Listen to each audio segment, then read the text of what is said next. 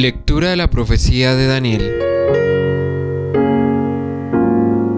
En aquellos días vivía en Babilonia un hombre llamado Joaquín, casado con Susana, hija de Hilcías, mujer muy bella y temerosa del Señor. Sus padres eran justos y habían educado a su hija según la ley de Moisés. Joaquín era muy rico y tenía un jardín junto a su casa, y como era el más respetado de todos, los judíos solían reunirse allí. Aquel año fueron designados jueces 2 ancianos del pueblo, de esos que el Señor denuncia diciendo: en Babilonia la maldad ha brotado de los viejos jueces, que pasan por guías del pueblo.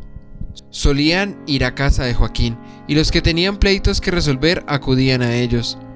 A mediodía, cuando la gente se marchaba, Susana salía a pasear por el jardín de su marido. Los 2 ancianos la veían a diario, cuando salía a pasear, y sintieron deseos de ella. Pervirtieron sus pensamientos y desviaron los ojos para no mirar al cielo, ni acordarse de sus justas leyes.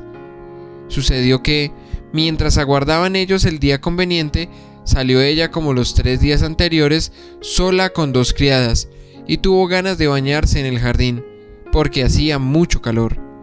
No había allí nadie, excepto los 2 ancianos escondidos y acechándola. Susana dijo a las criadas: traedme el perfume y las cremas y cerrad la puerta del jardín mientras me baño. Apenas salieron las criadas, se levantaron los 2 ancianos, corrieron hacia ella y le dijeron: las puertas del jardín están cerradas, nadie nos ve, y nosotros sentimos deseos de ti, así que consiente y acuéstate con nosotros. Si no, daremos testimonio contra ti, diciendo que un joven estaba contigo y que por eso habías despachado a las criadas. Susana lanzó un gemido y dijo: no tengo salida, si hago eso mereceré la muerte, si no lo hago no escaparé de vuestras manos, pero prefiero no hacerlo y caer en vuestras manos antes que pecar delante del Señor. Susana se puso a gritar y los 2 ancianos por su parte se pusieron también a gritar contra ella. Uno de ellos fue corriendo y abrió la puerta del jardín. Al oír los gritos en el jardín, la servidumbre vino corriendo por la puerta lateral a ver qué le había pasado. Cuando los ancianos contaron su historia, los criados quedaron abochornados, porque Susana nunca había dado que hablar. Al día siguiente, cuando la gente vino a casa de Joaquín, su marido, vinieron también los 2 ancianos con el propósito criminal de hacer morir a Susana.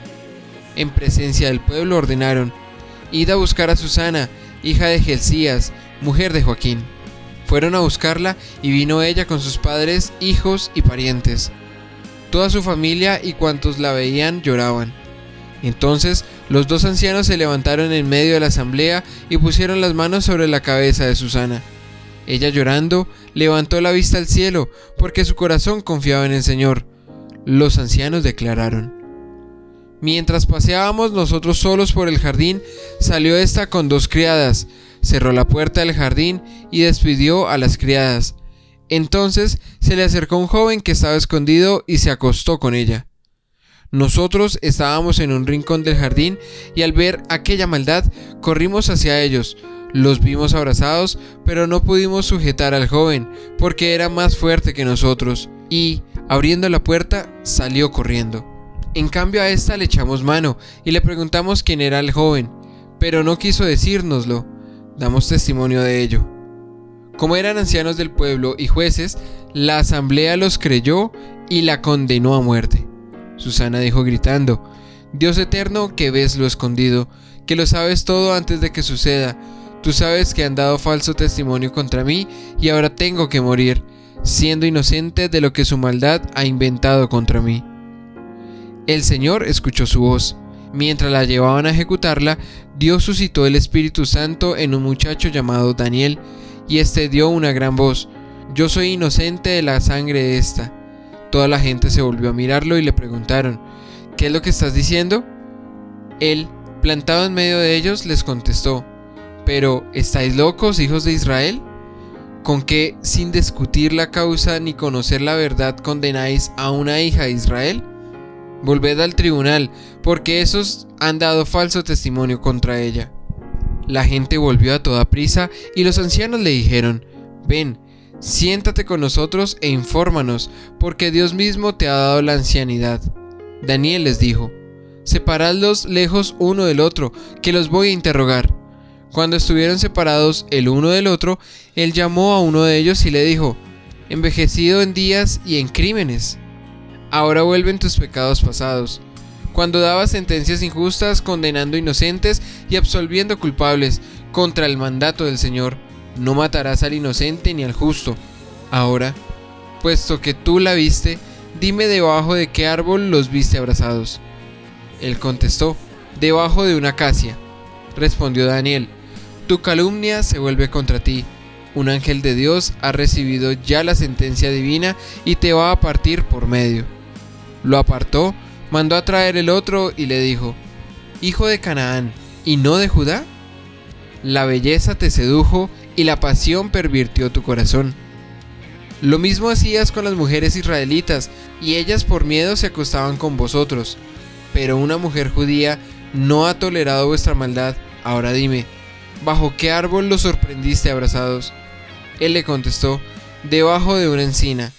Replicó Daniel: tu calumnia también se vuelve contra ti. El ángel de Dios aguarda con la espada para dividirte por medio, y así acabará con vosotros. Entonces toda la asamblea se puso a gritar, bendiciendo a Dios, que salva a los que esperan en él. Se alzaron contra los dos ancianos, a quienes Daniel había dejado convictos de falso testimonio por su propia confesión, e hicieron con ellos lo mismo que ellos habían tramado contra el prójimo. Les aplicaron la ley de Moisés y los ajusticiaron.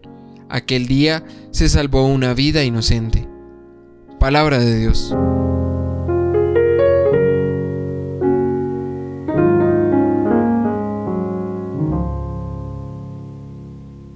Aunque camine por cañadas oscuras, nada temo, porque tú vas conmigo. El Señor es mi pastor, nada me falta. En verdes praderas me hace recostar, me conduce hacia fuentes tranquilas y repara mis fuerzas. Aunque camine por cañadas oscuras, nada temo, porque tú vas conmigo. Me guía por el sendero justo, por el honor de su nombre. Aunque camine por cañadas oscuras, nada temo, porque tú vas conmigo. Tu vara y tu cayado me sosiegan. Aunque camine por cañadas oscuras, nada temo, porque tú vas conmigo. Preparas una mesa ante mí, enfrente de mis enemigos me unges la cabeza con perfume y mi copa rebosa. Aunque camine por cañadas oscuras, nada temo, porque tú vas conmigo. Tu bondad y tu misericordia me acompañan todos los días de mi vida, y habitaré en la casa del Señor por años sin término. Aunque camine por cañadas oscuras, nada temo, porque tú vas conmigo.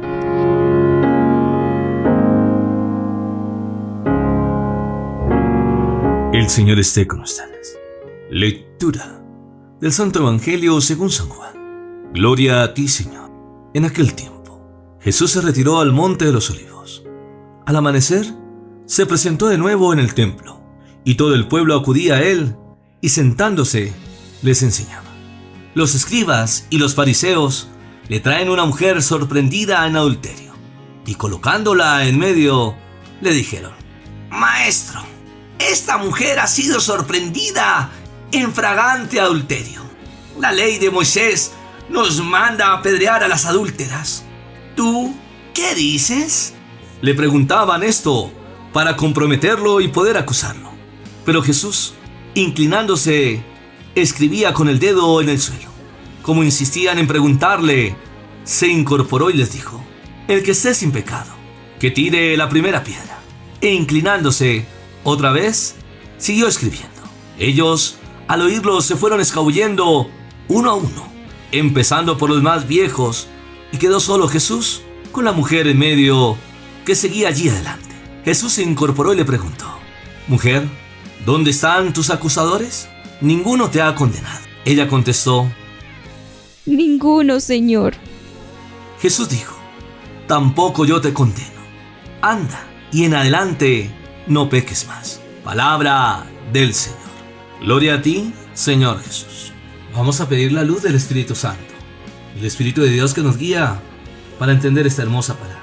Espíritu Santo, ven sobre nosotros, sobre nuestra vida. Tú que nos invitas a tener misericordia, para saber escuchar el corazón de aquel que se encuentra afligido. Tú que vienes con tu luz para disipar toda tiniebla, porque vienes en nuestra ayuda con sonidos inefables, acompañado del amor maternal de la Santísima Virgen María, con todos los santos y ángeles de Dios. Amén. Mis queridos hermanos y hermanas, el Señor Jesús se retira al Monte de los Olivos, ya que este lugar tiene un papel bien importante en la historia bíblica.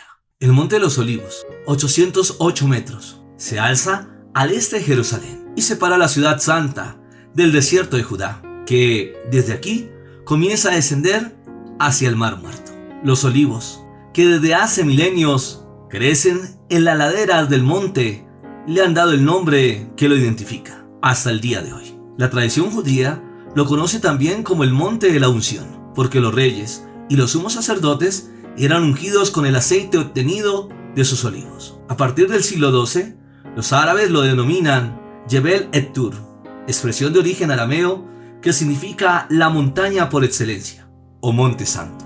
En la actualidad le llaman et-Tur. Como decíamos, el Monte de los Olivos desempeñó siempre un importante papel en la historia bíblica.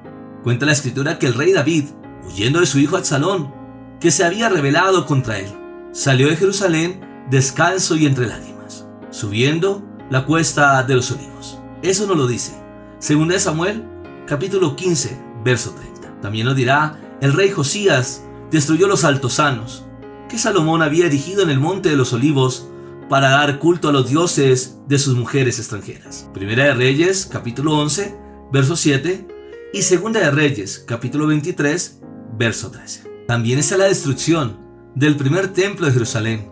Los judíos comenzaron a peregrinar al Monte de los Olivos porque, según la tradición, la gloria del Señor salió de la ciudad y fue a situarse sobre el monte al oriente de la ciudad. Eso nos lo dice el profeta Ezequiel, capítulo 11, verso 23. Durante el periodo del segundo templo, las hogueras encendidas sobre la cima del monte anunciaban a los judíos de la diáspora la luna nueva con la que comenzaba el año religioso. A partir de la conquista de Jerusalén por David, siglo X a.C., fueron muchos los israelitas que dispusieron ser enterrados en la ladera del monte. Según los profetas, el Monte de los Olivos será el lugar designado por Dios para el día del juicio y la resurrección de los hombres de red. Otro dato bien importante es que el Monte de los Olivos era paso obligatorio para quien se dirigía desde la aldea de Betania hacia Jerusalén. Así lo haría Jesús, huésped de Lázaro y de las hermanas Marta y María. El monte distaba de Jerusalén, lo que se permite caminar en sábado, es decir, el número de pasos permitidos por la ley judía en sábado. Hechos capítulo 1, verso 12. El evangelista San Lucas insiste de forma especial en la costumbre de Jesús de frecuentar el Monte de los Olivos, a donde se retiraba para pasar la noche o para enseñar a sus discípulos. San Lucas capítulo 21, verso 37 y San Lucas capítulo 22, verso 39. Es constante la presencia de Jesús en el Monte de los Olivos.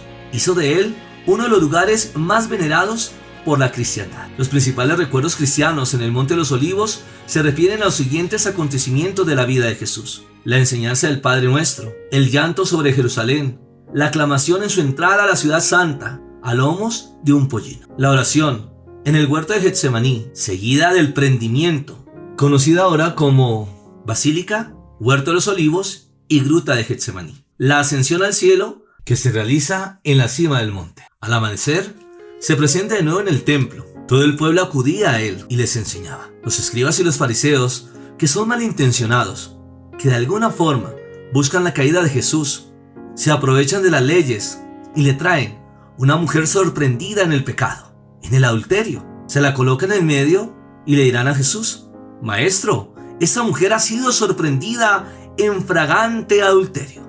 La ley de Moisés manda apedrear a los adúlteros. Le preguntan: ¿tú qué dices? De esa forma utilizan la ironía. Le preguntaban eso para comprometerlo y poder acusarlo. Los fariseos creyeron tender una trampa perfecta a Jesús. Ellos sabían cómo era la forma de actuar del Señor, que es bueno, misericordioso con los pecadores. Pero quieren acusarlo de quebrantar la ley de Moisés. Así era la forma de aprovechar para apedrearlo junto con la adúltera. El Señor, que conoce el corazón, tanto de los fariseos, esa intención malvada, como aquella mujer que se siente triste, con pena por su pecado. El Señor se inclina, escribe con el dedo en el suelo, después contestará: el que esté sin pecado, que tire la primera piedra. Eso significa que el Señor les da una gran lección. El Señor, en una actitud de silencio, se vuelve a inclinar, sigue escribiendo, pero ellos al oírlo se fueron escabullendo uno a uno, empezando por los más viejos. Ya el Señor quedará con aquella mujer que seguía ahí, pero con una actitud de tristeza, de angustia, de miedo por perder su vida. Jesús se incorpora y le pregunta: mujer, ¿dónde están tus acusadores? Ninguno te ha condenado. Y ella hace esa afirmación: ninguno, Señor. El Señor le dirá: tampoco yo te condeno. Anda, y en adelante no peques más. El Señor no vino a reprochar a aquella mujer. Al contrario, el Señor la acogió sin ningún reproche. Ya sabía que esta mujer estaba arrepentida y se salvó de la muerte, pero que su vida va a cambiar, porque a su corazón entraron las palabras de Jesús, siendo testimonio de fe y de amor del Señor que la salvó de la muerte. Esto nos enseña que el Señor Jesús no nos viene a condenar, porque Él nos muestra su amor y su misericordia, porque es el pecado que arrastra a la muerte a la humanidad. Ahora nos unimos a través de la oración para que juntos veamos la gloria de Dios. En el nombre del Padre, y del Hijo, y del Espíritu Santo. Amén. Padre del cielo, tú que nos amas, tú que nos creaste por amor, que nos invitas a vivir un camino de fe, pero que tienes misericordia de la humanidad, no tengas en cuenta sus pecados, porque nos enviaste a tu Hijo Jesús, el Señor, que sabe escuchar el corazón, que salva al pecador, y que a la luz del Espíritu Santo disipas toda tiniebla.